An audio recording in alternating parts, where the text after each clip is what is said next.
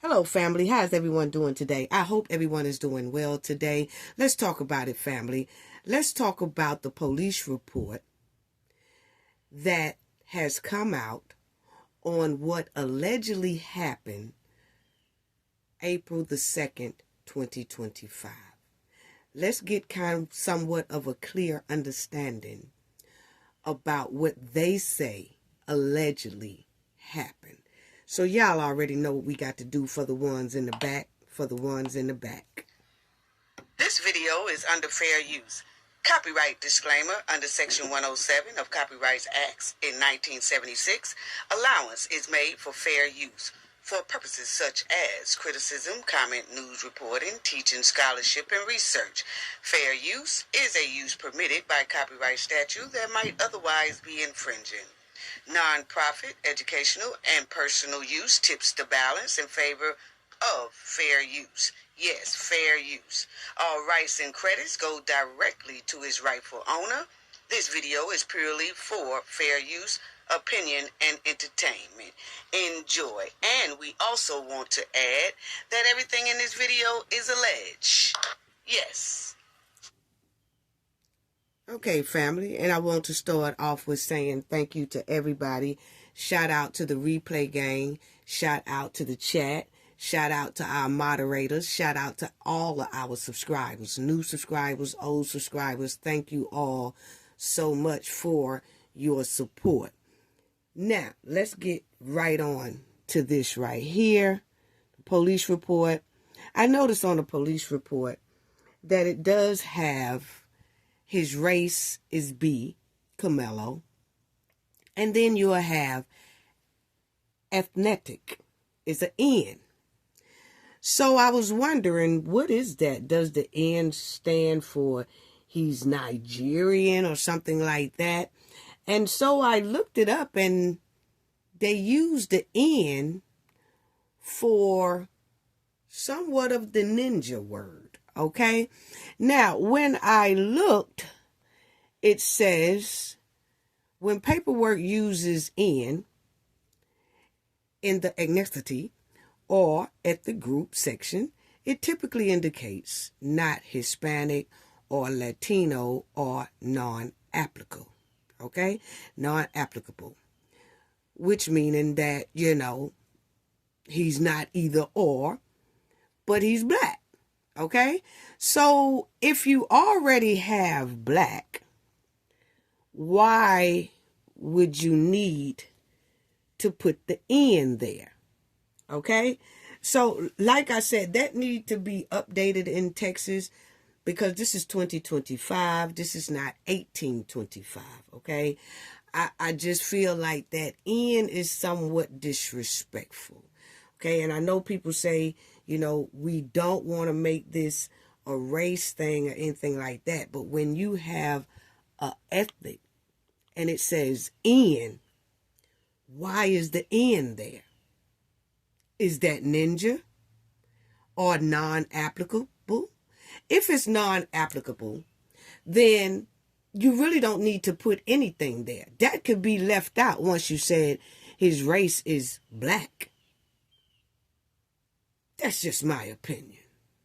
Okay? So I just feel like states that does that, in the states that I reside in, do not use that N for ethnic.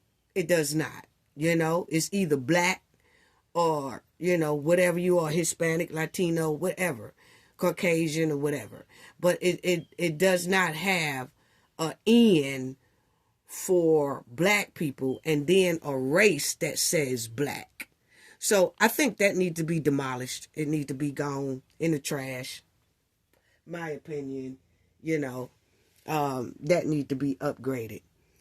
So this is somewhat of a summary of Cortez. That's the first resource officer that arrived on the scene. And what it says is date 4/2/2025 at 10:01 hours. I, Stanley School Resource Officer C. Cortez, heard over the radio dispatch called out a S call at David Guy Kendall Stadium. Okay. The FPD called out for, that poke thing, and note indicate that an athlete was est. The suspect was reported as being a black male wearing a gray hoodie and blue sweatpants. I immediately left my office, ran across the Stanley Middle School parking lot towards the southwest entrance into the stadium. As I entered the stadium, 2 high school age students informed me that the victim was on the north end of the stadium by the bleachers under the Memorial High School tent. I did not identify these students. Okay, next, I proceed towards the north end of the stadium, visitor side, on foot. As I got closer to the north end, I could see the Memorial High School tent with multiple individuals under the tent. Once I arrived onto the north side bleachers, an adult male who was on the track pointed out the suspect. I was not able to identify that witness. The individual that was pointing out to me was the black suspect. I was not able to identify that witness. The individual that was pointed out to me was a black male. Okay, so the person who pointed to him was a black male. That black male was pointing towards the suspect, and the suspect was wearing the gray hoodie, sweater, and a dark colored night pants. Okay, and he said that the subject was near a fence of some sort. Okay, then it says here, it goes on kind of and say the same thing. This was an officer, Oatis. Okay, they said that they arrived also on the scene, and the Frisco Police Department emergency communication was receiving an emergency call regarding an athlete that was est. The original unknown assailant was a black male wearing a gray hoodie and a blue sweatpants, and also had a goatee and short hair. The subject was possibly wearing Continental High School sweatpants, and also had that, he had that attire that it looks like it was a school attire, family, because it says that he was wearing a Continental High School attire. As it was believed, he was a student there for the sporting event. This had all taken place on the visitor side of the stadium, north side, and the victim was under the Memorial High School tent, okay, on the visitor side of the bleachers. At around this time, school resource officer Cortez arrived on the scene, began assisting the victim and the trainers and the other parties. Officer Cortez also advised on the radio that he also had the suspect. Okay. Sergeant Oatis was working the 50s sector of the segment. He was in full Frisco Police Department uniform with distinct patches and badges and a police duty belt. He was also in a marked Frisco Police Department patrol vehicle 2315. He was relatively close to the call and placed himself on it at around 10:02 hours and responded to the call with his patrol vehicle, overhead emergency lights and sirens activated. He arrived to the call at around 10:06 hours. Sergeant Oatis arrived to the stadium and began walking up to the location. At around this time, Officer Cortez and Officer Ricci were walking a black male subject, away from the stadium. The suspect was crying hysterically. Please see the other involved officers' narrative for their involvement. Okay.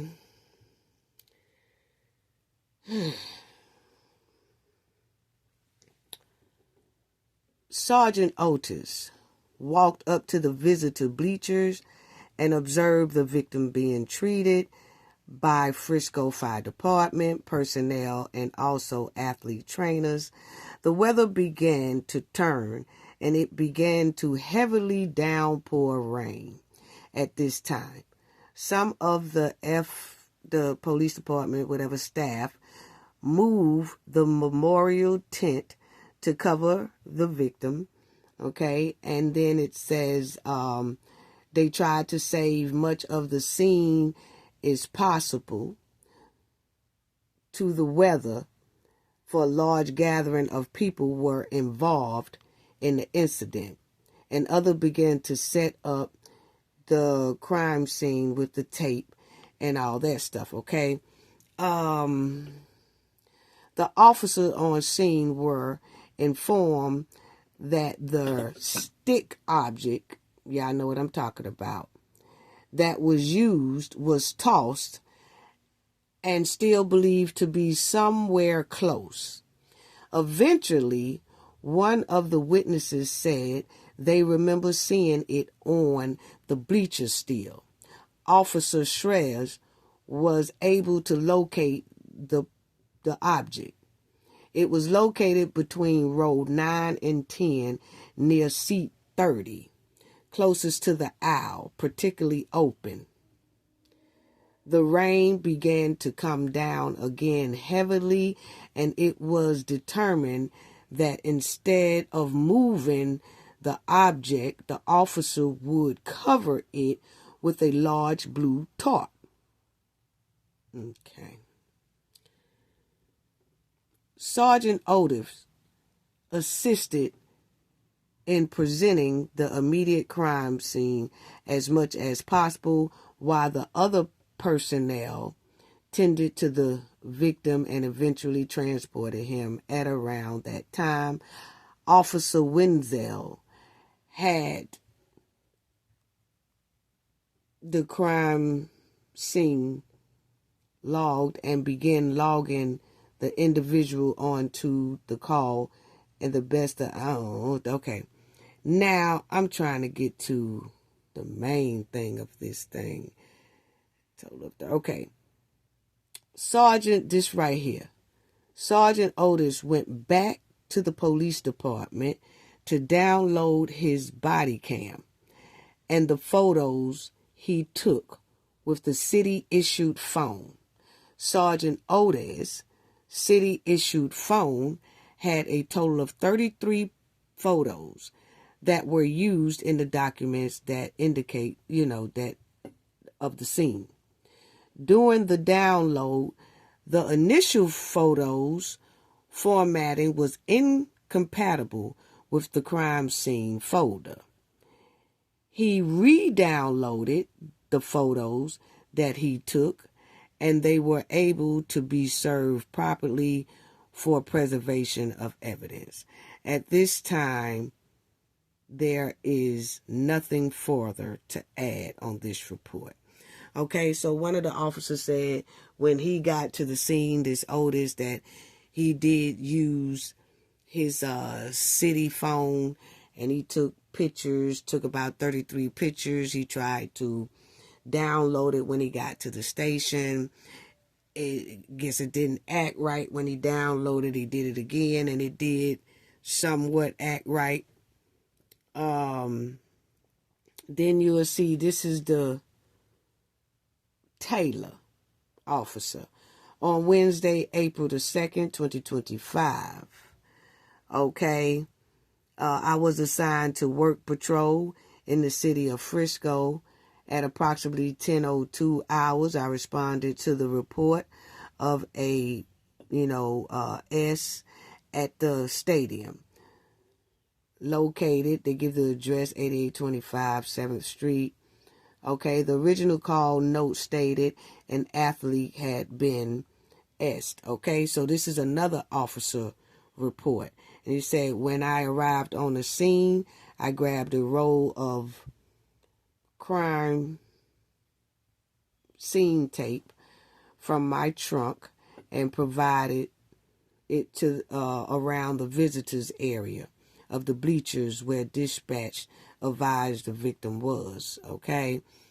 And then I want to go on to, as y'all will see it say, I immediately informed Sergeant Oatis, where the witness stated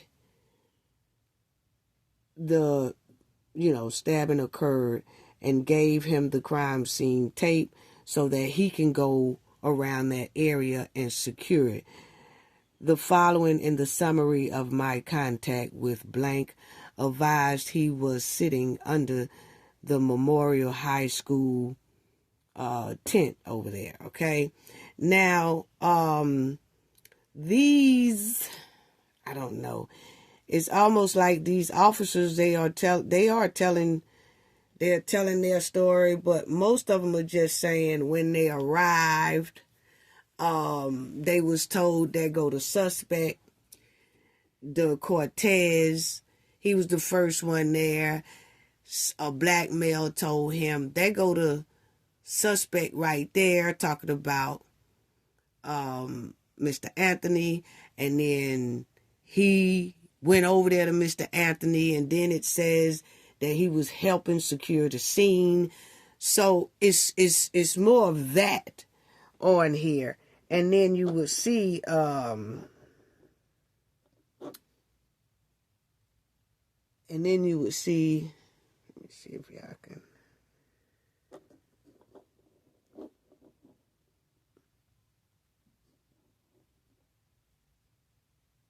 Okay. Then it says there was a chain link fence that separated me from the suspect. I gave the suspect instructions to keep his hands up in the air. As y'all will see, I'm right here. Put his hands up in the air. During this time, the suspect said verbally out loud, I was protecting myself. It should be noted that I had not questioned him about the incident when he made that comment. I asked him if he had any weapons. Okay. He said that when Camelo said something to him, he said he instructed Camelo to put his hands up in the air. During this time, the suspect said verbally out loud, I was protecting myself. It should be noted that I had not questioned him about the incident when he made that comment. I asked him if he had any weapons, and he said no. Okay, so he questioned him there.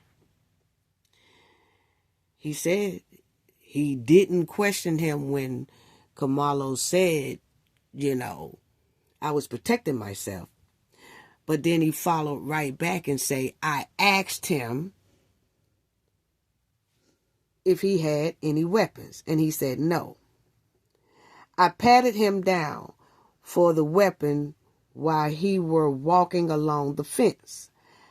I did not locate any on his person. I mean, he didn't locate any other weapons, okay? I instructed the male to continue walking along the fence while he complied, okay? towards an area where there were an opening in the fence and by the track. While walking him off the track, the suspect also said he put his hands on me. Okay, now I notice here that him and Carmelo are having some interactions. He said he told Carmelo to put his hands up in the air. He said then he asked Carmelo, do we have any weapons? Carmelo said no.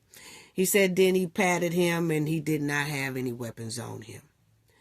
What I have not heard so far is him giving Carmelo his Miranda rights. I mean, I'm just saying, because we're talking about a 17-year-old kid here who has never been in trouble with the law, so he really don't know the law.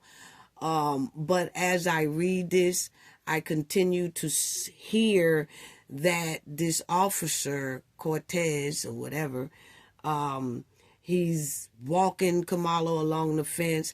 He's telling him to put his hands up in the air. He's asking him, do he have any weapons on him? Carmelo says no.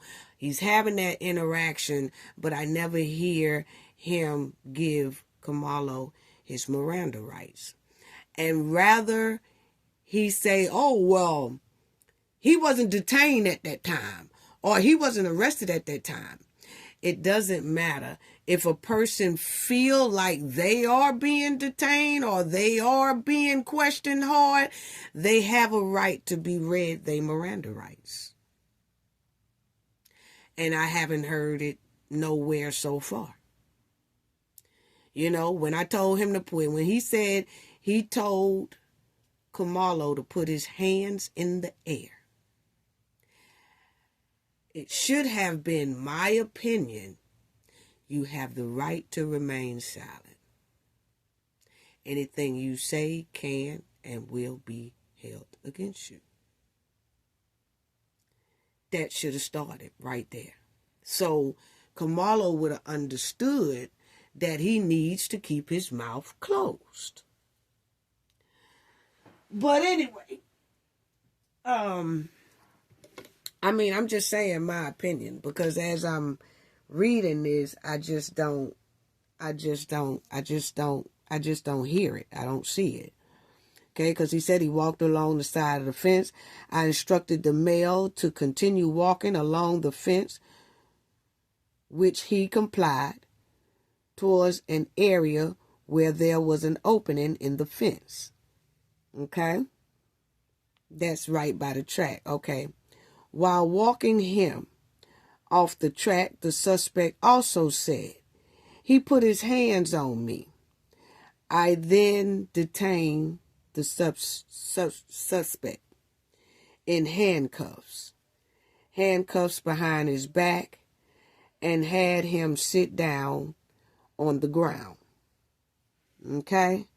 Officer Ricci had arrived on the scene at that time. I conducted another pat down of his persons, and that searched his persons after he gave me consent. No weapon was located. People, tell your folks to stop giving consent to stuff like this. And see, he's 17 years old. He didn't know. He's never been in trouble with the law or anything like that. And he said he patted Carmelo down one time up here. He didn't have any weapons. He said he kept his eye on him and walked him along the fence. So what was the purpose of searching him again? He said he did it, but he got permission. So it's giving me that, okay, you did it the first time, but you should have got permission. I'm just asking a question. And then you thought about it. Then you say, hey, can I pat you down? And then get consent from him. And Carmelo say, yeah. And then he pats him down again. Okay. But if you never had your eyes off of him, then You say you patted him down the first time, that should have been good. I'm just asking, you know? Okay, so, but it said Kamalo gave him consent to pat him down a second time. Okay? As you see here, it says, I conducted another pat down of the person, and that search his persons after he gave me consent. No weapon were located. While the suspect sat on the ground, I advised that I had the alleged suspect. The suspect then responded and said, I'm not alleged, I did it. Next, Officer Rico and I walked the suspect to the patrol car, 2412. This is Officer A. Ricci patrol vehicle, which was on the northeast of the stadium. As we were walking to the squad car, the subject was emotional and said he put his hands on me. I told him not to. I did not question the suspect about the incident while he was escorted to the patrol car. I searched his persons once again, and I had him sit in the back of the seat area, driver's side of the patrol car, while the suspect was in the back seat. I noticed fresh blood on his left middle finger. I verbally acknowledged that. I saw the blood out. I saw the blood out loud so that it could be captured on the body cam. So it's, I guess it's supposed to be, I said it out loud so that it could be caught on the body cam. It also should be noted that the suspect asked me, is he going to be okay, while he was in the back seat. I then identified the suspect. I provided his name and date of birth verbally, okay? So, okay. So, I then identified the suspect. I provide his name and date of birth verbally, okay, with the date of birth, whatever. Okay, now, Officer Hancock arrived on the scene and remained with me and the subject. At this point, Kamalo was then checked via the school database to also confirm his identity. The identifying information he provided matched the individual I had in custody. Next, I was advised by Sergeant Harlan to transport the subject to the Frisco Police Jail. Officer Hancock and I transported him to the jail. Again, I did not question Kamalo about the incident. You know, he keeps saying he didn't question Kamalo about the incident, but what I do not hear him say is I read him his Miranda rights. And we talking about a 17-year-old child. That's very crucial. Very crucial. So people, you might want to talk to your loved ones, whether they are middle school, high school, or whatever, but they are supposed to be read their Miranda rights, even if they feel like they're being detained. If they feel like they keep being questioned, they have a right then to remain silent. That's a violation of your Fifth Amendment right. My opinion. You know? And like I said, most likely that officer will say, oh, well, he wasn't under arrest at the time. Okay, but anytime you tell him to put his hands up in the air, and then you said you told him to sit on the ground and all that, then you also said at one time that he handcuffed him. Right then, you should have said, I read him his Miranda rights. And then if Camelo would have kept on talking after that, that's on him. But he's 17 years old. Okay?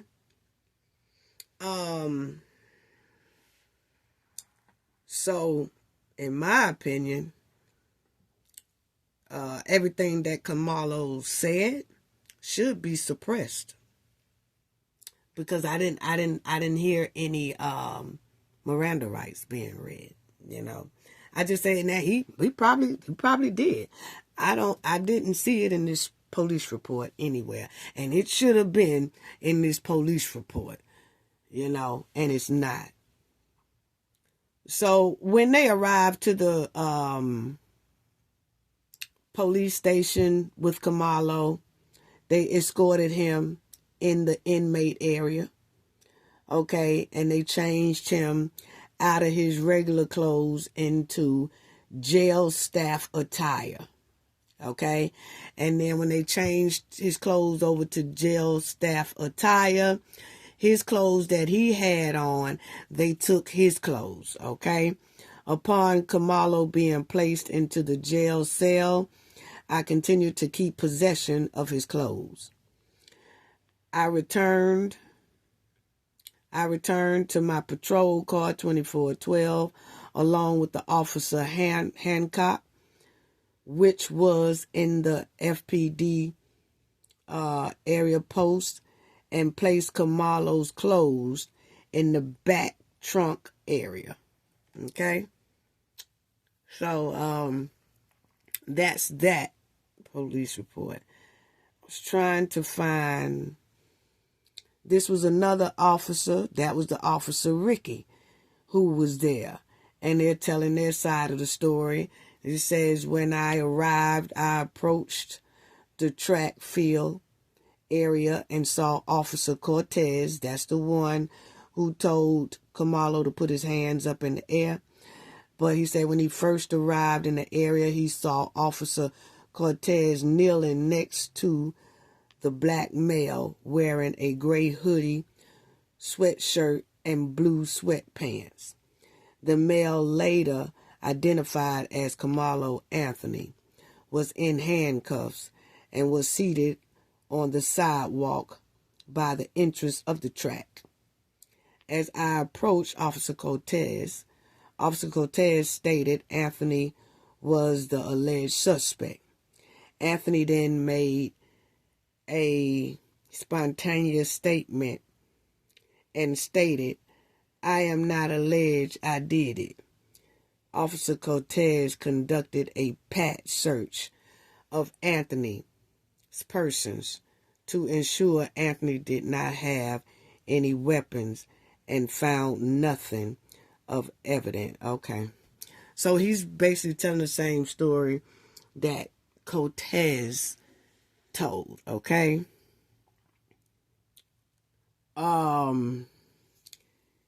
Anthony made another spontaneous statement and asked if what happened could be considered self-defense.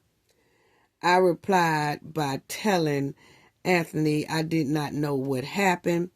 It should be noted that the car camera in my patrol vehicle was activated prior to Anthony being placed in my patrol vehicle. While Officer Cortez assisted Anthony into my patrol vehicle, I noticed Anthony had blood on his left middle finger. I grabbed my department issued digital camera and took a photo of Anthony's hand, and I later uploaded the photograph to the crime scene under the case number. Okay. And that officer said he had nothing further to say at this time. Here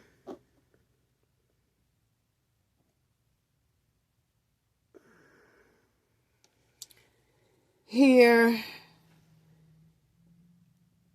the victim, Austin, the subject, who was later identified as, okay. So they're saying that this is what they said, who later identified Kamalo. Anthony was from Central High School and was sitting under Memorial High School tent. Austin had told Anthony that he needed to move out from under their team tent. And Anthony grabbed his bag, opened it, and reached inside and proceeded to tell Austin, touch me and see what happened. No one really thought Anthony really had any weapon in his bag, and Austin proceeded to touch Anthony, and then Anthony told Austin to punch him and see what happened.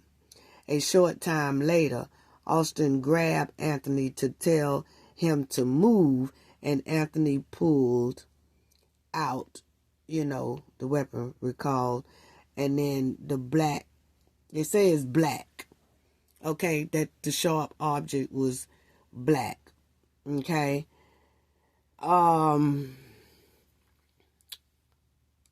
And then after that, they said Austin began grabbing his chest and letting everyone know to get help. Okay. And then people gave a description of who Kamalo was. I then was instructed to start crime scene log. Okay. So I'm trying to go to the witnesses.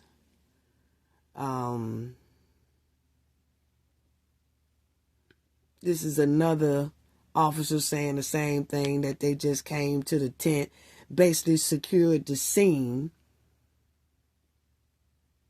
Anthony was transitioned off to jail, staff without incident. The jail paperwork was completed. So that officer there is just saying when they came there, they just basically secured the scene. This officer here, Fisher, said, when I arrived, the crime scene was already marked off. And I began asking people if they were witnesses or anything. I made contact with Hunter, and then they were both breathing heavily and crying due to the nature of the event. They were with coaches on the field, and it was pouring down raining. We made the decision to relocate to a locker room just to the east to get out of the rain. Once in there, things calmed down a little bit, and then a lot of people were still hysterical and could not really talk. Okay? I attempted to ask them both what happened. I could not really get anything out of Hunter, but stated he wanted to speak. I asked him what happened, and he stated they were all sitting on the bleacher under the Memorial High School tent when another male, who he did not know, walked over and sat under the tent. Then he said Austin, the victim, told the male that since he did not go to Memorial, he had to leave the tent. Austin and the male went back and forth, and then Austin stood up and pushed the male to get him out of the tent.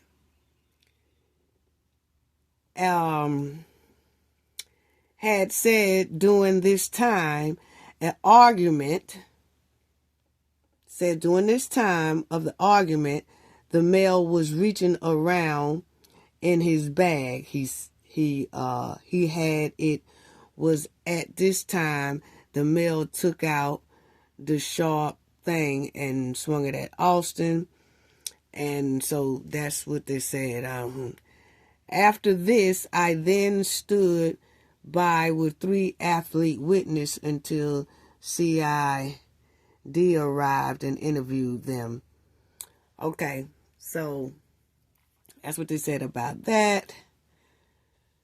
Whew. On October the 2nd, now this is a Crawford, okay? And they were saying that it was some standby witness. I arrived on the scene and observed medical personnel and several bystanders standing next to the subject, later identified, as the victim, Austin. The medical personnel engaged, and they were saving them and things like that. So, also, in this one, if y'all could see this was a Jacob officer. And they said, upon my arrival, I tried to get an update, location of the subject. I could not see Officer Cortez when I arrived upon, his arrival.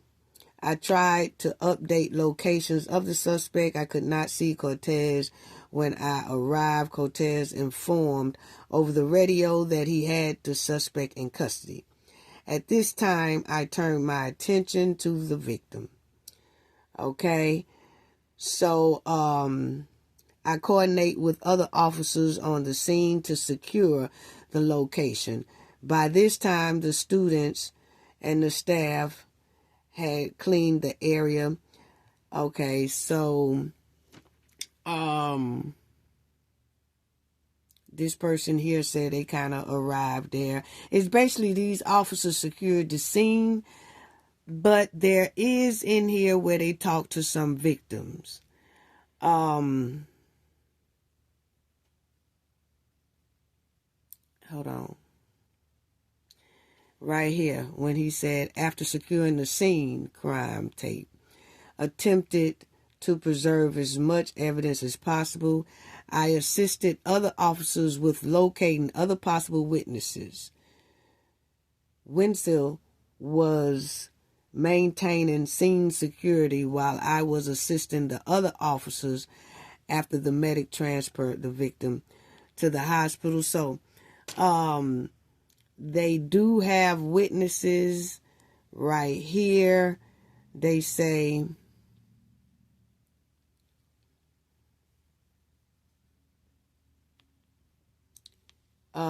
I took notes during the time, which was scanned to the report and booked as evidence. I turned in the crime scene log to be scanned to be reported. At the conclusion of the call, I took my camera off of convert mode and went to turn it off. At this point, I learned the camera had failed to activate. Due to it being on convert mode, I did not see the indicator lights on the top of the camera. So this officer here is saying that he thought he turned it on, but his camera was on convert mode. It wasn't turned on, but when he got ready to call himself turn his camera off, he realized that it was never on. But then I think he got it working or something like that. So I think you might have some body cams was on, some body cams wasn't. That resource officer Cortez, who initially first had contact with Kamalo, the one who said he told Kamalo to put his hands in the air and things like that, did he have a body camera on? I never heard in his statement him saying that he had a body camera on and that he turned it on or turned it off. But I do hear this here officer say that he did have a body cam on, but it didn't record on some things, and some things I guess it did. That's according to what it says here. Okay? I'm just going by what this says here. Okay? Because he said here at the conclusion of the call, I took my camera off of convert mode and went to turn it off. At that point, I learned the camera had failed to activate due to it being on convert mode. I did not see the indicator lights at the top of the camera. So it shows that his wasn't on, and he probably turned it on when he realized it wasn't on. But anyway, then you'll see the next one. You got Higgins. Okay. Lobby stated that he had witnesses to the thing to complete a witness statement. A volunteer witness statement which he worked on until detectives arrived to speak to him. Nothing further at this time. So I guess that officer is somewhat of a witness of what he saw when he arrived and things like that. Upon arrival, this is another officer. This officer here is Thomas. Okay? It says, so it's a lot of officers that was on the scene, and a lot of officers that, came to the scene, and it's a lot of officers that made their own separate statement of what they say they saw or what happened, okay? And then you'll see this one, Thomas, it said, I immediately responded to the scene. Upon arrival, I first made contact with Officer Cortez, who was standing next to the marked police vehicle. Officer Cortez advised he had detained the suspect and he was in the patrol vehicle. I then responded to the victim scene that was in the north bleachers as I walked up. Okay? So,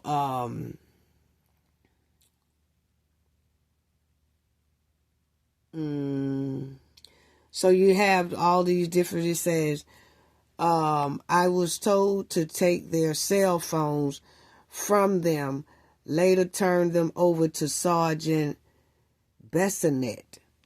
After being interviewed, I was asked to make contact with the FISD athletes that had been placed on school buses.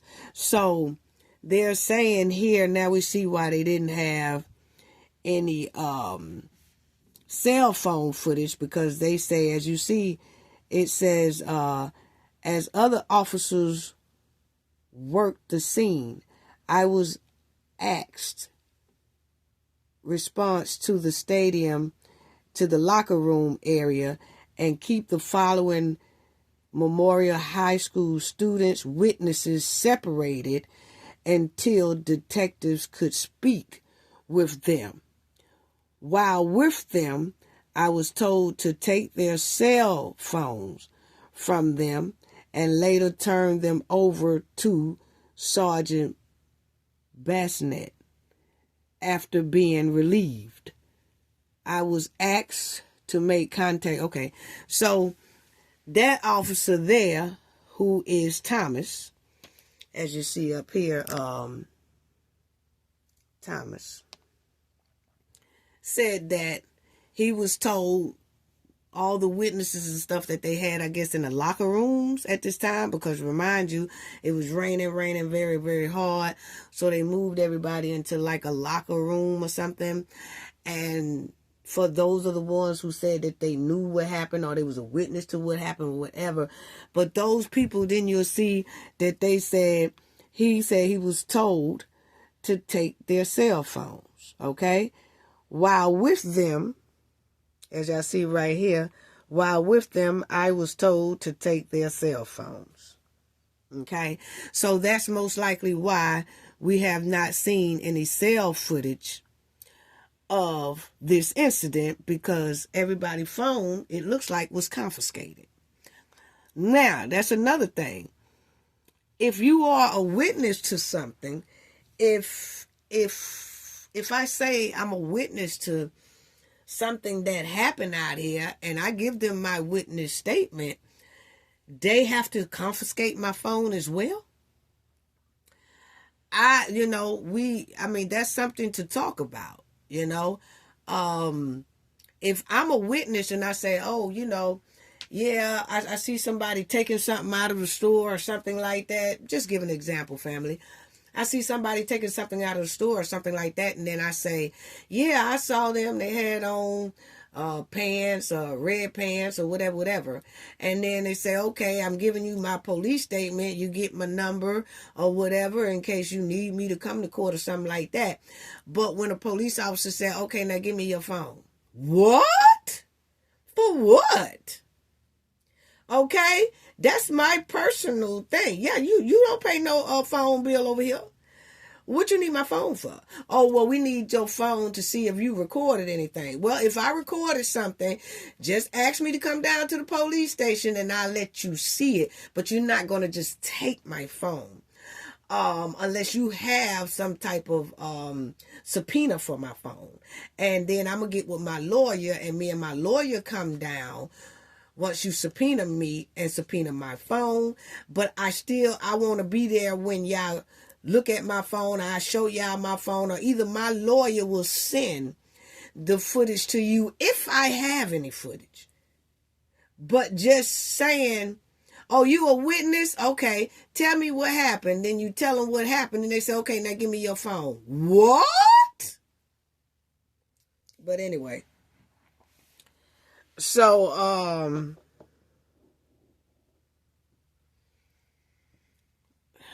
so there's a lot of people who are witnesses. So they do have footage. I never saw in here where they said that the facility had footage. And I'm quite sure it does. I just didn't see it in here that they put in the police report that they confiscated the tape of anything of that stadium,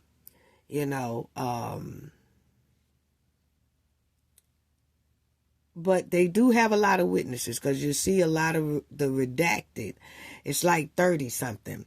It's like 30 something witnesses, okay, that they redacted off of there. So that's basically it on his thing. So,